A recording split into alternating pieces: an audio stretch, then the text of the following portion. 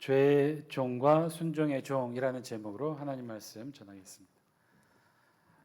어느 날 예수님께서 제자들과 함께 이곳저곳 전도 여행을 다니시다가 어느 날 제자들에게 이렇게 말씀하셨어요.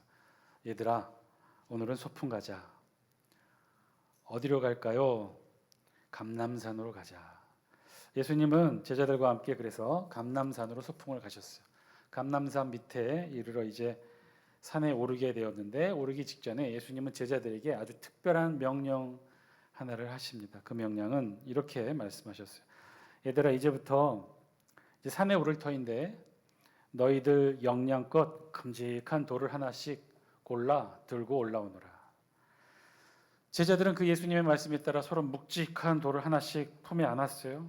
그리고 힘들게 예수님을 따라 올라가는데, 그런데 불평불만 많았던 가룟 유다는 바둑알 만한 돌 2개를 손에 들고 이렇게 공기를 하면서 예수님 뒤로 따라 올라갔어요. 그러면서 이렇게 불평했습니다. 소풍 가자고 하시더니 결국 우리한테 일을 시키신 거야. 예수님께서 언덕에 올라가시더니 제자들에게 가지고 온 돌을 자기 앞에 내려놓으라고 말씀하시고, 이제 손을 번쩍 드시고는 축사하시고 아멘 하고 기도를 마치셨어요. 그랬더니 아멘 하는 그 순간 제자들 앞에 놓여있던 큼직한 돌덩이들이 한순간 다 빵으로 변하고 맛있는 생선으로 변하고 온통 맛있는 음식 한 상으로 변한 거예요. 그리고는 제자들에게 예수님이 이렇게 명령하셔. 얘들아, 이제 차려진 점심 먹자. 그런데 오늘은 지가 가져온 것은 지가 먹기다. 절대로 다른 제자들에게 나눠줘서는 안 된다. 결국 다른 제자들은요, 예수님이 만드신 그 풍요로운 밥상 배부르도록 먹었는데, 유독 가룟 유다만 손에 카스테라 부스러기 2개를 이렇게 들게 되었어요. 이걸 가지고 점심을 때울 생각하니까 기가 차고 한심해서 이 카스테라를 부스러기를 노려보고 있었는데, 그만 자신도 모르게 한숨을 후 하고 부른 거예요. 그 바람에 그 한숨에 한 조각마저 날아가 버렸어요. 한 조각밖에 없어요. 이제 그 카스테라 빵 부스러기 하나를 들고 이거라도 먹어야죠 입에 넣었는데, 아유 근데 이게 웬일입니까? 이렇게 맛있고 기가 막히고 코가 막힌 이 맛은 처음 보는 거예요. 너무나 황홀했어요. 빵 부스러기 한 조각이 이렇게 맛있다니. 그런데 한 상 가득 먹은 저놈들은 얼마나 맛있을까? 부러운 마음에 그때부터 가룟 유다는 이제 예수님만 만나면 조르기 시작합니다. 예수님, 오늘은 소풍 안 가요? 오늘도 소풍 갑시다. 어느덧 시간이 흘러 가을이 되어 다시 가을 소풍 가게 되었어요. 예수님은 이번에도 감람산으로 제자들을 데리고 소풍을 떠나십니다. 역시 똑같이 감람산에 도착하더니 예수님이 이번에도 제자들에게 특별한 명령을 내렸어요. 뭐라고 명령했느냐? 얘들아, 이번에는 주먹만한 돌멩이 3-4개씩 주머니에 넣어서 가지고 올라오너라. 제자들은 주먹만한 돌멩이 찾으라 야단법석이 되었어요. 여기저기서 주먹만한 돌을 3-4개씩 찾아서 주머니에 넣고 예수님 뒤를 따랐어요. 그런데 유독 가룟 유다만은 지난번에 못 먹은 생각이 나서 어떤 돌을 골랐느냐? 저 강대상 반만한 바윗돌을 골라 어깨에 짊어지고 낑낑거리며 예수님 뒤를 따랐어요. 그런데 이번에는 또 얼마나 멀리 가는지 골짜기를 건너서 개울을 건너서 한참을 갔어요. 땀을 뻘뻘 흘리며 가룟 유다는 쫓아갑니다. 역시 널찍한 언덕에 도착하자 예수님이 말씀하셨어요. 자, 이제 자신들이 가져온 돌을 자신 앞에 꺼내 놓아라. 그리고는 지난번처럼 예수님이 손을 들고 축사하셨어요. 그랬더니만 가지고 온 돌멩이들이 이번에는 그대로 있었던 거예요. 변화가 없었던 거예요. 돌멩이들 그대로 있고 가룟 유다가 짊어온 바위도 그대로 있었던 거예요. 의아하는 제자들에게 예수님이 말씀하십니다. 얘들아, 이제 주위를 돌아보아라.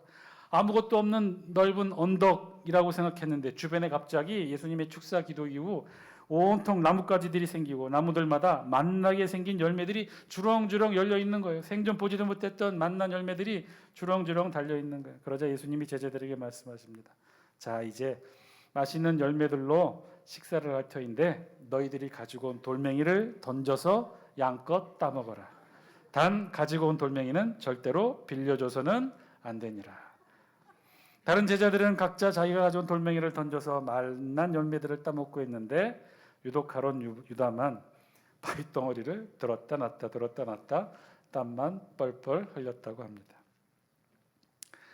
여러분 오늘 말씀의 주제는요. 제목과 같이 순종이에요. 순종. 그럼 순종이 뭘까요? 어떤 것이 순종일까요? 김병삼 목사님 저서 누가 왕인가라는 책에서 이 김병삼 목사님도 똑같은 질문을 하고 있어요. 순종이란 무엇일까? 그리고 이 목사님은 한 걸음 더 나아가 너무나도 지금 우리가 들으면 섬뜩할 만한 질문 하나를 추가적으로 더합니다. 순종이란 무엇일까요? 하나님을 높이고 예배하고 봉사하는 것이 순종일까요? 이렇게 질문하는 거예요. 여러분 이게 무슨 뜻일까요? 하나님을 높이고 예배하고 헌신하고 봉사하고 열심히 신앙생활 하는 것이 과연 순종이라고 말할 수 있을까라고 질문하는 거죠. 교회 생활 열심히 하고 충성하고 헌신하고 봉사하고 신앙인으로서 최선을 다하는 모습이 과연 순종이라고 말할 수 있을까 하는 질문을 하고 있는 거예요. 목사님은요, 이 책에서 그에 대한 대답으로 이 질문에 이렇게 대답하십니다. 순종은 그런 것이 아니라는 거예요. 순종은 듣는 것이라는 거예요. 순종은 다른 것이 아니라는 거예요. 순종은 헌신하고 봉사하고 충성하고 열심히 헌신하는 것으로 순종이라고 말할 수 없다는 거예요. 그러면서 아주 중요한 말씀을 해요. 뭐라고 이 책에 말씀하시느냐? 우리가 아무리 하나님을 위해 봉사한다고 해도 하나님의 말씀을 듣지 않으면 우리는 엉뚱한 일을 하게 됩니다. 여러분 무섭지 않습니까? 우리가 정말 순종하지 못하면 우리의 이 헌신과 수고와 봉사가 다 의미 없는 것이 될 수 있다는 거예요. 그리고 덧붙여 이렇게 말씀하셔요. 우리가 세상에 나가서 하나님의 사람으로 살아간다고 아무리 말해도 하나님의 음성을 듣지 않으면 하나님은 우리를 쓰지 못하십니다. 따라서 순종은 내가 원하는 것이 아니라 하나님의 음성을 들으려고 노력하는 게 순종입니다. 믿음은 위대한 일이 아니에요. 믿음은 어떤 거대한 위대한 역사, 신앙의 결단, 목숨을 내놓는 그런 일 아니에요. 믿음은 하나님의 말씀을 끝까지 경청하고 수용하는 것, 그것이 믿음입니다. 이 책의 김병삼 목사님은 이렇게 말씀하고 있어요. 여러분 순종이란 게 뭘까요? 순종이라는 것은요. 그래서 사전의 뜻 살펴보면 이렇게 기록되어 있어요. 순종은 순순히 따름. 순종이라는 것은 순순히 따른다는 거죠. 여러분 순종은요 열심히 하는 것 아니에요. 순종은 최선을 다하는 것 아닙니다. 순종은 뭐 크고 위대한 신앙의 역사를 이루는 것 결코 아니에요. 순종의 뜻은요 그저 순순히 따르는 거예요. 그리고 그 순순히 따르는 것을 다르게 표현하면 순응하여 따른다고 말할 수 있어요. 우리는 종종 이 순종이라는 단어를 잘못 이해하는 경우가 있어요. 순종 혹은 순종적이다, 순응하다 이런 표현이 세상에 사용되는 뜻과 더불어 우리 자신의 뜻과 의지와는 무관하게 맹목적으로 따르는 복종이라는 단어를 떠올리게 한다는 거죠. 그러나 여러분 순종과 복종은요 분명히 달라요. 뜻이 달라요. 복종의 뜻은요 그 뜻이 무엇이냐면 남의 명령이나 의사를 그대로 따라서 쫓음이라는 뜻이에요. 그러면 순종과 복종은 어떻게 다를까요? 순종에는요 복종에 없는 것 하나가 있어요. 그것은 순응의 단계예요. 순응. 달리 말하면 복종에는 이 순응의 단계가 없는 것이죠. 누군가의 말에 복종한다는 것은요. 그래서 명령에 따르는 것과 같아요. 이 대표적인 복종의 대상이 누구죠? 군인들이에요. 군인들. 군인들은 그래서 명령에 복종한다고 하지 명령에 순종한다고 표현하지 않아요. 왜냐하면 군인들은요 명령을 생각해서 판단하지 않기 때문에 그렇죠. 총을 쏘라는 명령을 받은 군인은요 그 명령에 대해 생각하지 않아요. 아니 생각하지 않도록 훈련받은 게 군인인 거죠. 만약에 모든 군인들이 자신들에게 내려오는 모든 명령을 각자의 생각에 따라 판단하여 수행한다면, 그래서 옳은 명령은 따르고 옳지 않은 명령을 따르지 않는다고 한다면 그 군대 조직은 온전히 유지되지 못할 거예요. 그래서 명령에 복종하는 군인은요 그 명령의 당위성, 정합성에 대한 판단을 하지 않습니다. 옳지 않다고 판단되어도 마음에 들지 않는 명령이라 하더라도 하는 거예요. 대신에 그에 대한 책임도 또한 지지 않죠. 명령에 따랐기 때문에. 누가 그 책임을 짓습니까? 명령을 내린 지휘관이 책임져야 돼요. 자, 그러나 순종은 그런 복종과는 다르다는 거죠. 순종과 복종의 차이는 바로 이 지점부터 다른 거예요. 그러면 순종은 명령에 따라서 순종하는 것도 있고 순종하지 않는 것도 있을 수 있을까요? 아니요, 그렇지는 않아요. 순종은요 판단할 수 있고 복종은 판단할 수 없는 것이 아니에요. 순종은 순응하여 따르는 거예요. 따르는 것은 복종과 같으나 한 단계의 단계가 복종보다 더 있는 셈이죠. 그건 뭐냐? 순응의 단계예요. 순응하는 거예요. 순응이라 하면 나에게 내려온 명령과 내 생각과 다르다는 거예요. 다르겠죠. 내가 받은 명령과 내 생각과 내 의도, 내 판단 분명히 다를 거예요. 그럴 때 복종은 어떻게 해요? 다르지만 명령과 내 생각이 다르지만 어떻게 해요? 다름에도 불구하고 명령을 쫓는 게 복종이에요. 그러나 순종은 뭐예요? 그 다름을 받아들이는 거예요. 내 것으로 만드는 순응의 과정이 한 가지 더 있는 게 순종이에요. 그래서 순종은 순순히 순응하여 따른다고 해요. 그래서 어떤 면에서 순종은요, 이 따름의 과정보다 더 중요한 것이 이 순응의 과정이라고 할 수 있어요. 그래서 우리 성경에서 순종이라는 단어는요, 히브리어로 샤마라는 단어를 사용하는데 이 단어의 뜻은 우리말 사전적 뜻 순하여 따른다는 뜻과 달리 이 히브리어 샤마의 뜻에는 어떤 뜻이 있냐면 경청하여 따름이라는 뜻이 있어요. 그러니까 이 순종의 또 다른 의미는 그래서 듣는 것이죠. 잘 듣는 거예요. 순종의 가장 핵심은 잘 듣는 거예요. 잘 들어야 순응할 수 있다는 것이겠죠. 잘 들어야 나와 하나님의 명령의 다름을 이해하고 그 하나님의 명령을 받아들일 수 있는 수용의 과정, 순응의 과정을 거칠 수 있다는 거예요. 자, 그렇다면 순종의 핵심은 잘 듣고 잘 따르는 것일 터인데, 그러면 진짜 중요한 핵심 질문이 따라오게 되죠. 그러면 도대체 우리는 누구의 말씀을 잘 들어야 된다는 것일까요? 오늘 본문은 그 사실에 대해 우리에게 알려주고 있어요. 오늘 우리 본문 로마서 6장 말씀은요, 그래서 바울이 아주 특별한 질문으로 시작합니다. 우리 다 함께 15절 말씀 같이 한번 읽어볼까요? 시작. 그런즉 어찌하리요?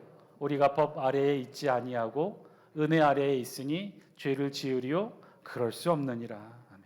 오늘 본문 15절 말씀은 그래서 아주 특별한 바울의 질문으로 시작해요. 우리가 법 아래에 있지 아니하고 은혜 아래에 있으니 그럼 우리가 죄를 지으리요? 바울은 이상한 질문으로 본문을 시작하죠. 이게 도대체 무슨 말씀일까요? 오늘 이 15절 말씀은요, 바울의 아주 좀 특이한 화법이에요. 로마서를 읽고 있는 초대교회 독자들을 대상으로 일단 놀래키는 충격적인 질문을 먼저 던지고 있는 거예요. 이 15절 말씀의 배경은요, 우리가 지지난주에 묵상했던 그 앞절 14절의 말씀으로부터 사실은 시작해요. 우리 로마서 6장 14절 말씀 영상을 통해 같이 한번 읽어볼까요? 시작. 죄가 너희를 주장하지 못하리니 이는 너희가 법 아래 있지 아니하고 은혜 아래에 있음이라. 기억나시죠? 우리가 율법 아래에 있지 아니하고 은혜 아래에 있다고 그랬어요. 말씀의 핵심의 내용은요, 우리가 지금 은혜 아래에 있다는 거예요. 이 말씀의 의미는 우리가 율법의 지배를 받지 않고 은혜의 지배를 받는다는 것이고, 그것은 곧 죄가 우리를 더 이상 지배할 수 없다는 말씀인 거죠. 그래서 오늘 우리 본문 15절 말씀은요, 이 14절 말씀 이후에 시작합니다. 따라서 저와 여러분 모두는요, 율법의 지배를 받는 것이 아니라 은혜 아래에 있다는 것은 은혜의 지배를 받는다는 것이고, 그 은혜의 지배를 받는다는 것은 곧 죄를 지어도 허용될 수 있는 것인가? 라는 질문을 바울이 역으로 하고 있는 거죠. 여러분 그렇죠? 우리가 율법의 지배를 받고 있다면 우리가 죄를 지으면 어떻게 됩니까? 율법에 따라 죄의 삭신, 사망으로, 죽음으로 우리는 심판받게 되는 것이죠. 그런데 우리는 더 이상 율법의 지배를 받는 대상이 아닌 거예요. 무엇의 지배를 받는 거예요? 은혜의 지배를 받는 거예요. 그 은혜가 무엇이에요? 예수 그리스도의 보혈의 은혜예요. 율법으로는 우리의 죄를 결단코 해결할 수가 없어요. 피 흘림의 짐승의 제사로는 우리의 죄를 영원히 해결할 수 없어요. 일시적으로는 해결할 수 있으나 영원히 해결할 수 없는 거예요. 그런데 그 우리의 죄를 누가 해결해 주신 거예요? 예수 그리스도의 보혈의 은혜가 해결해 주셨어요. 그래서 우리는 은혜 아래 거하는 거예요. 더 이상 죄가 우리를 사망으로 올가매지 못해요. 그렇다 하더라도 그럼 우리가 은혜 아래에 있기 때문에 이제부터 마음 놓고 죄를 지어도 괜찮은가? 라는 질문을 지금 바울이 역으로 하고 있는 거죠. 그리고는 이내 곧 그 답을 말합니다. 뭐라고 해요? 15절 말씀 다시 한번 보여주실래요? 15절에 보면 바울이 스스로 답을 하죠. 마지막에 뭐라고 해요? 그럴 수 없느니라. 아니라는 거죠. 사실은 여기 오늘 우리 본문에 정말 중요한 주제를 바울은 말하고 있어요. 그 내용은요, 우리가 율법의 지배를 더 이상 받고 있지 않는 존재라는 거예요. 그러면 우리는 무엇의 지배를 받고 있느냐? 은혜의 지배를 받고 있는 존재라는 거죠. 율법의 지배를 받지 않고 은혜의 지배를 받고 있다는 것은 죄에 대하여 자유함이 있다는 것을 말씀하는 것이 아니라 더 중요한 사실은 우리를 지배하는 지배자가 누구인가를 알려주고 있다는 사실이 중요해요. 율법의 지배를 받고 있을 때 그때는 누가 우리를 지배합니까? 죄가 우리를 지배해요. 그래서 사망으로 이끈단 말이에요. 그러니 우리는 죄의 종일 수밖에 없다는 것이죠. 그러나 우리가 은혜의 지배를 받게 되었다는 것은 그 은혜를 베푸신 예수 그리스도가 우리를 지배한다는 사실이죠. 바울은 그러면서 아주 중요한 사실을 우리에게 말씀하고 있어요. 그 말씀은 16절 말씀이에요. 16절 말씀 영생을 통해 같이 한번 읽습니다. 시작. 너희 자신을 종으로 내주어 누구에게 순종하든지 그 순종함을 받는 자의 종이 되는 줄을 너희가 알지 못하느냐? 혹은 죄의 종으로 사망에 이르고 혹은 순종의 종으로 의에 이르느니라. 아멘. 로마서 읽고 또 설교 준비하면서 느끼는 거지만 좀 어렵죠, 여러분. 말씀이 어려워요. 일단 기본적으로 이 말씀이 말의 논리로 기록된 게 아니라 글의 논리로 기록됐기 때문에 어려운 것이고 몇 번의 해석과 번역의 과정을 거치기 때문에 그래서 더 어려워지기도 합니다. 자, 그런데 하여튼 오늘 16절 말씀의 가장 중요한 핵심은요. 너희 자신을 종으로 내주어 누구에게 순종하든지 그 순종함을 받는 자의 종이 되는 줄을 너희가 알지 못하느냐. 이 앞부분의 말씀이 가장 중요한 핵심 말씀인데 이 앞부분의 말씀 가운데 가장 중요한 한 구절을 떠올리라고 한다면 누구냐면 어떤 거냐면 누구에게 순종하든지 이란 뜻이에요. 누구에게 순종하든지.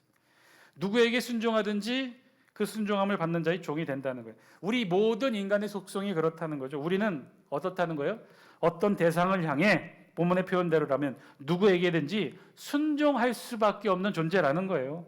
그리고 그 누군가에게 순종하게 되면 우리는 그 순종함을 받는 대상의 종이 될 수밖에 없다는 거죠. 그러면서 두 가지 모습을 예로 들고 있어요.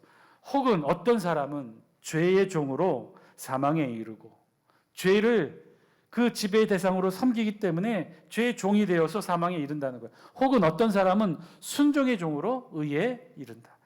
종으로 번역된 단어 이 헬라어 둘로스라는 단어인데요. 이 단어는 그 뜻 그대로예요. 주인의 재산으로 취급되어 주인에게 철저히 예속되는 존재를 말해요. 오직 주인의 요구에 따라서만 행동하는 노예를 가리켜요. 따라서 죄의 종 혹은 순종의 종이라 함은 죄나 순종에 완전히 부속되는 삶을 비유적으로 표현한 거예요. 자, 그런데 이쯤 되어지면 좀 여러분 이상하다는 생각 들지 않습니까? 지금 16절 말씀은 이 두 가지 상태를 대꾸적으로 표현하고 있어요. 죄의 종과 순종의 종. 오늘 말씀의 제목이 설교의 제목도 죄의 종과 순종의 종이라고 정했는데 죄의 종과 순종의 종을 대꾸로 사용하고 있어요. 그런데 여러분 이게 좀 이상하다고 생각되지 않습니까? 죄에 대응되는 개념이 순종인가요? 순종의 반대말이 죄인가요? 아니란 말이에요. 죄에 대응되는 개념은 죄인의 반대말이 의인인 것처럼 죄에 대응되는 개념은 의예요. 순종에 대응되는 개념은 마찬가지로 순종의 반대말이 불순종이기 때문에 순종과 불순종이 대응 관계를 이루고 있다는 거죠. 지금 바울은요 아주 고도의 수사학적 표현의 기술을 쓰고 있는 거예요. 바울은요 죄와 순종을 대응시킴으로써 역설적으로 뭘 설명하냐면 순종은요 결국 의가 되고 불순종은 결국 죄가 된다는 사실을 오늘 짧은 문장이지만 바울이 수사학적 표현으로 이렇게 설명하고 있는 거예요. 마찬가지로 또 한 번 바울은 역설의 개념으로 사망과 의를 대꾸로 표현해요. 16절 우리 영상 통해 후반절만 다시 한번 볼까요? 16절 우리 다 한번 같이 한번 읽어보겠습니다. 시작. 너희 자신을 종으로 내주어 누구에게 순종하든지 그 순종함을 받는 자의 종이 되는 줄을 너희가 알지 못하느냐? 혹은 죄의 종으로 사망에 이르고 혹은 순종의 종으로 의에 이르느니라. 아멘. 마지막 구절. 혹은 죄의 종으로 사망에 이르고 혹은 순종의 종으로 의에 이르느니라. 이 구절에서는 뭐와 뭐를 지금 대응 관계로 놓고 있어요? 사망과 의를 대응하고 있죠. 여러분 사망의 반대말은 뭔가요? 사망의 반대말이 의인가요? 아니란 말이에요. 사망의 반대말은 생명이고 의의 반대말은 죄예요. 지금 마찬가지로 똑같이 죄와 순종을 대꾸로 바울은 불순종은 죄라는 것, 순종은 의임을 강조했듯이 사망과 의를 대꾸로 불순종의 결과 죄를 짓게 되고 죄의 삭은 사망으로 간다는 말을 하고 있는 거예요. 순종의 결과 의로운 삶은 우리를 영원한 영생으로 인도한다는 그 주제를 바울은 이렇게 짧은 15절과 16절에 있는 수사학적 표현으로 이렇게 말하고 있는 거죠. 그래서 간단하게 도식화하면 이런 얘기예요. 불순종은 죄를 낳게 되고 그 죄는 우리를 결국 사망으로 이끈다는 거예요. 순종은 우리를 의로 인도하고 그 의는 결국 우리에게 영생의 삶을 이끌어 준다는 거예요. 바울은 지금 이 이야기를 하고 있는 거예요. 그리고 이제 결론으로 나아갑니다. 이제 눈을 뜨셔요. 이제 어려운 얘기는 다 끝났어요. 이제 17절, 18절 결론으로 갑니다. 우리 17절, 18절 영상을 통해 같이 한번 읽습니다. 시작. 하나님께 감사하리로다.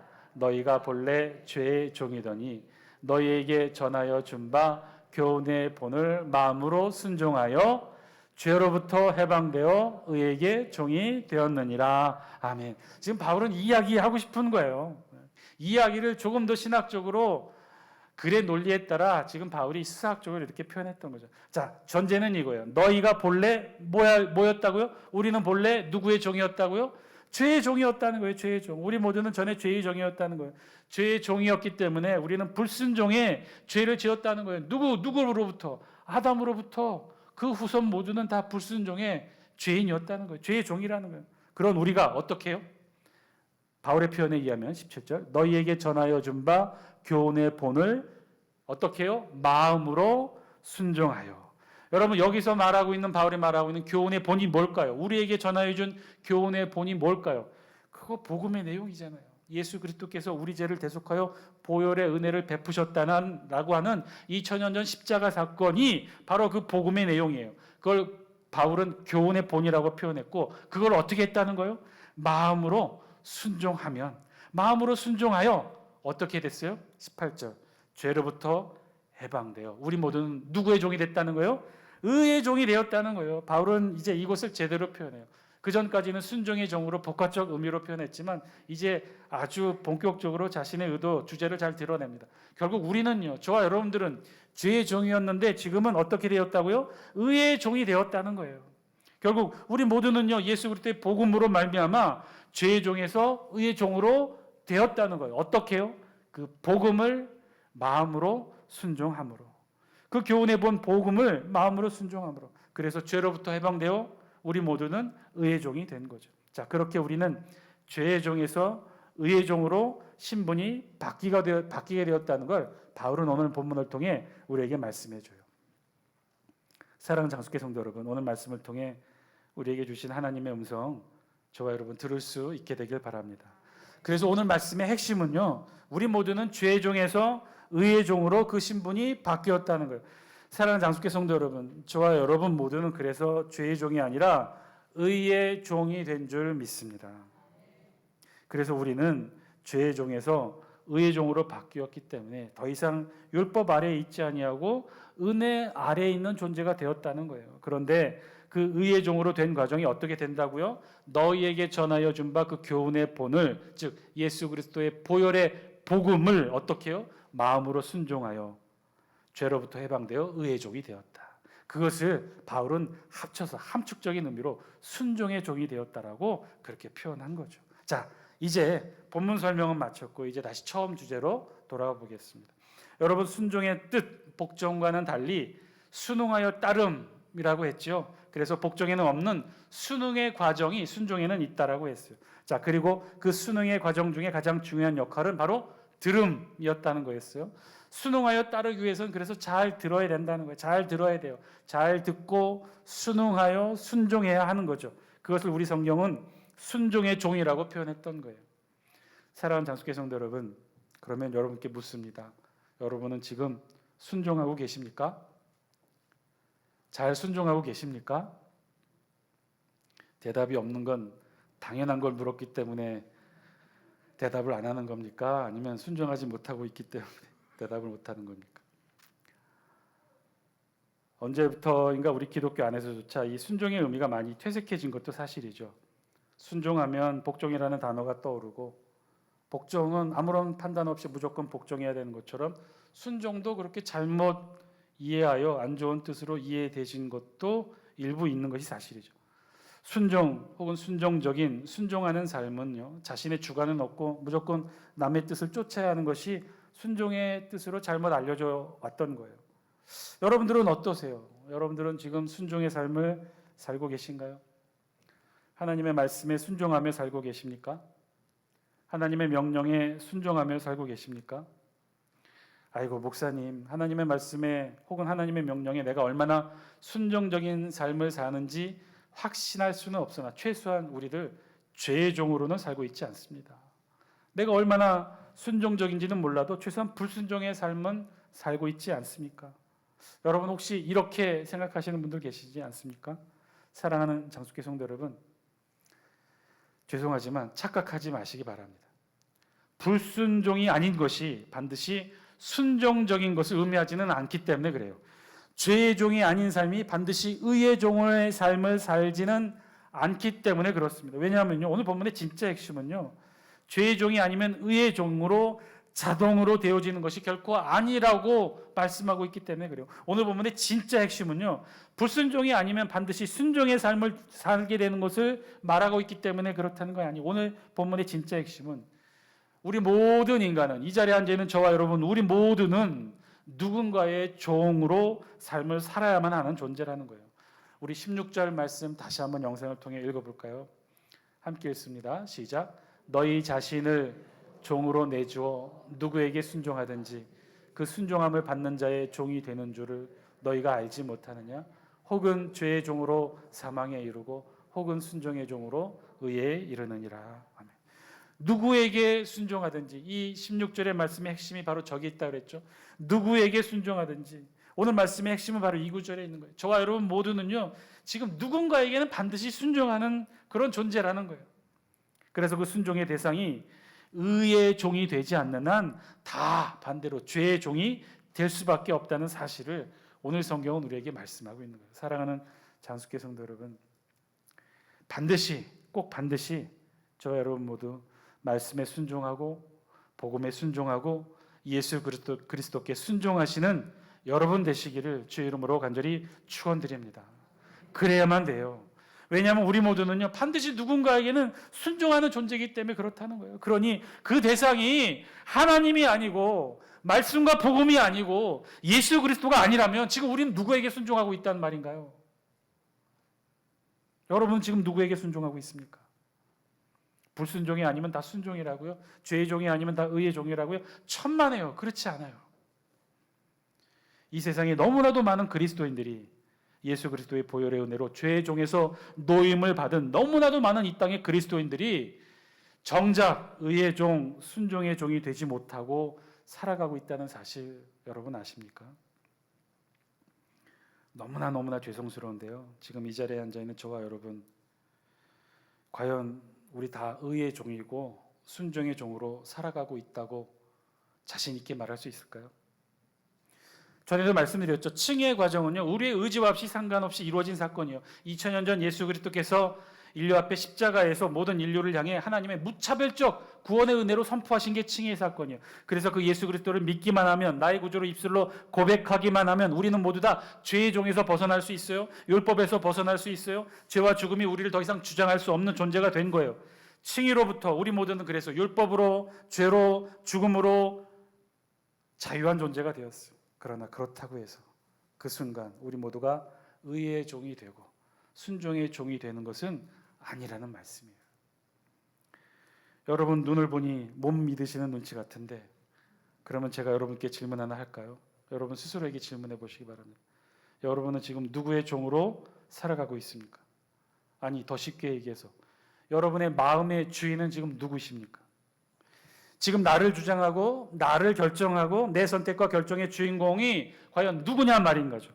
나는 누구의 뜻에 의해 선택되고 결정되어 지금껏 살아왔냐 말이에요. 여러분 아주 간단하고 쉽게 오늘 하루 지금 이 예배 이 자리에 오기까지 무슨 옷을 입고 어떻게 차를 타고 걸어오게 될지, 이 예배가 끝나고 식사는 어떻게 하게 될지, 오늘 하루 스케줄은 어떻게 될지, 그 모든 것의 사소하지만 선택과 결정의 주인공이 누구냐, 이것을 묻고 있는 거예요. 누가 결정했습니까? 오늘 이 자리에 혼자 나오기까지 여러분 의상은 누가 결정했습니까? 사단은 아니겠죠. 율법은 아닐 거예요. 죄는 더더욱 아닐 거예요. 그러나 내 안에 내주하시는 성령님이라고 자신 있게 말씀할 수 있을까요? 그 성령님을 통해 예수님이 나의 마음의 주인이시라고, 오늘도 내 마음의 주인의 음성을 듣고 그 음성에 순종했나라고 자신 있게 말할 수 있는 분이 이 자리에 몇 분이나 계실까요? 아니, 최소한 묻기라도 하셨습니까? 어떠한 선택과 결정을 할 때 하나님, 내가 어떻게 해야 될까요? 어떤 말을 할까요? 어떤 선택과 결정을 할까요? 묻기라도 하셨습니까? 오늘 이 예배 자리에 나오면서 수많은 선택과 결정의 주인공이 누구였느냐 말이에요. 누가 결정했느냐 말이에요. 나 자신 아닌가요? 우리 자신 아닌가요? 내 생각, 내 판단, 내 의지, 내 선택으로 지금까지 살아오면서 선택과 결정을 해오지 않았습니까? 그런 우리가 어떻게 의의 종이고 순종의 종이라고 말할 수 있겠어요? 아니죠. 내 안의 주인은 예수님이 아닌데, 성령님이 아닌데, 내 안의 왕은 나 자신인데, 내 경험이고 내 판단인데, 내가 어떻게 의의 종이고 순종의 종으로 살아왔다고 말할 수 있겠어요? 사랑하는 장수교 성도 여러분, 불순종이란 죄의 종이 되는 것, 사단의 종이 되는 것만을 말하지 않아요. 불순종이란 온전한 순종의 종이 되지 못하는 모든 경우를 일컬어 불순종이라고 해요. 우리의 주인이 온전히 예수 그리스도가 되지 못하는 모든 경우가 다 불순종인 거예요. 어느 시골 마을에 어미소가 2마리 송아지를 낳았대요. 송아지가 자라서 이제 콧뚜레를 할 시기가 되어서 농부가 콧뚜레를 하려고 하니까 이 맞이 송아지가 농부에게 사정했답니다. 저한테는 콧뚜레를 하지 말아 주십시오. 그러자 농부가 맞이 송아지에게 이렇게 말했대요. 야, 콧뚜레를 하지 않으면 망아지가 되고 말 텐데. 아닙니다. 주인님, 잘 두고 보세요. 저는 콧뚜레를 하지 않아도 일을 곱절로 열심히 잘하고 주인님의 명령에 잘 순종할게요. 꼭 보여드리겠습니다. 결국 농부는요, 이 맞이 송아지의 말을 듣고 동생 송아지는 콧뚜레를 하였지만 이 맞이 송아지는 콧뚜레를 하지 않았대요. 맞이 송아지는요, 콧뚜레 없이도 스스로 멍에를 쥐고 쟁기를 잘 끌었어요. 그리고 콧뚜레를 한 동생 송아지가 지쳐 쉴 때는 본인이 힘을 더 내서 달구지를 혼자 끌기도 했어요. 그렇게 맞이 송아지는 잘 순종하며 자라서 어느덧 소가 되었어요.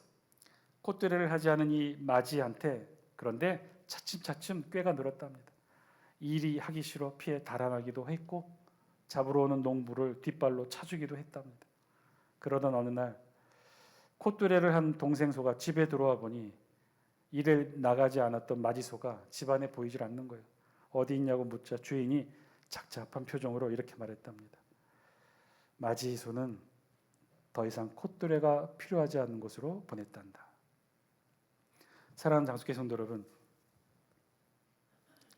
순종하시는 여러분이 되시길 바랍니다. 순종해야 돼요. 하나님의 말씀에 순종하고 하나님의 명령에 순종해야 합니다. 복음에 순종해야 하고 교회의 질서에 순종해야 돼요. 우리가 이렇게 말씀과 명령과 복음과 교회 질서에 순종해야만 하는 가장 중요한 핵심적인 이유는 그렇게 하지 않으면 우리가 그 하나님의 말씀과 명령과 복음과 교회 질서에 순종하지 않으면 우리는 다른 대상에 순종할 수밖에 없는 존재이기 때문에 그래요. 왜냐하면 모든 인간은 다 누군가에게 순종할 수밖에 없는 존재라고 오늘 성경이 말씀하고 있기 때문에 그렇죠. 그 대상이 율법이 아니라고 사단이 아니라고 죄가 아니라고 안심할 수 없다는 거예요. 이 땅에 상당히 많은 그리스도인들이 정작 율법으로부터 죄로부터 사단으로부터 사망으로부터 자유함을 얻었으나 정작 주 예수 그리스도를 주인으로 모시지는 못한 삶을 살고 있다는 사실 여러분 아십니까? 그러면 그 많은 그리스도인들이 누구를 주인으로 삼고 있을까요? 기독교가 인류 역사 가운데 이뤄놓은 가장 큰 부산물 중에 하나는 인본주의와 르네상스라고 합니다. 왜냐하면 그 이전까지, 기독교 이전까지 이 세상의 중심은 신의 세계였어요. 이 세상의 모든 역사는 신에 의해 주도되고 있다라고 생각해 왔었어요. 그런데 기독교가 그 생각을 바꿔놓은 거죠. 그래서 인간의 모든 예술품이 전에는요 다 신의 영역이었어요. 신을 조각하고 신을 그리고 신의 모습을 그림으로 그렸어요. 그러던 것이 기독교의 복음으로 바뀝니다. 율법으로부터 죄로부터 죽음으로부터 자유함을 얻은 인간이 그때부터 관심하는 대상이 바뀌게 되었어요. 누구로 바뀌었어요? 하나님이어야 되는데, 예수 그리스도여야 되는데 인간 자기 자신으로 바뀝니다. 모든 인간의 문학과 예술품의 대상이 그때부터 인간 자신으로 바뀌어버려요. 인간의 몸을 탐닉하고 인간의 생각에 집중하고 인간의 의지가 중요하게 되었어요. 그렇게 이 세상은 기독교의 영향으로 그 당심의 대상이 신에서 인간으로 바뀌게 되었는데, 이제 역으로 우리 기독교의 근본 신앙도 이것이 흔들어 놓게 된 거예요. 그렇게 많은 이 땅의 그리스도인들이 정작 예수 그리스도의 보혈로 율법으로부터, 죄로부터, 사망으로부터, 사단으로부터 자유함을 얻었던 이 땅의 많은 그리스도인들이 예수 그리스도를 구주로, 주인으로 섬기지 못하고 자기 자신을 주인으로, 내 생각, 내 판단, 내 경험, 내 경력, 내 의지, 내 안에 주인을 나 자신으로 섬기는, 그래서 결국은 내가 우상이 되는 삶을, 인본의 종이 되는 삶을 살아간다는 거예요. 여러분, 이것 또한 불순종의 삶이에요. 그 또한 또 다른 형태의 죄의 종의 삶인 것이죠. 온전히 순종하지 못했기 때문에 그래요. 예수 그리스도 주 예수 그리스도를 주인으로 섬기는 의의 종, 순종의 종으로 살지 못했기 때문에 우리 모두는 다 불순종의 삶을 사는 거예요. 비록 그것이 율법이 아니라 하더라도, 사단이 아니라 하더라도 나를 우상으로 내가 주인인 삶을 사는 것이죠. 사랑하는 자숙교 성도 여러분, 순종하는 삶 사시기 바랍니다. 온전히 순종하는 삶을 사시는 여러분 되시기를 주의 이름으로 간절히 축원드립니다. 하나님은 순종의 종으로 삼기 위해 저와 여러분들을 부르셨어요. 저와 여러분들을 순종의 종으로, 의의 종으로 삼기 위해 2000년 전 예수 그리스도를 하나님은 십자가에 내어주신 거예요. 그렇게 이룬 것이 오늘 저와 여러분들이 이루어야 될 의의 종, 순종의 삶이에요. 그런데 그런 우리가 아직도 내가 나의 주인 된 삶을 살아간다면, 우리 주님께 온전히 순종하지 못한 삶을 살아간다면, 그래도 하나님은 저와 여러분들을 그리스도인이라, 하나님의 자녀라, 천국 백성이라 지금도 여전히 불러주실까요? 기도드리겠습니다.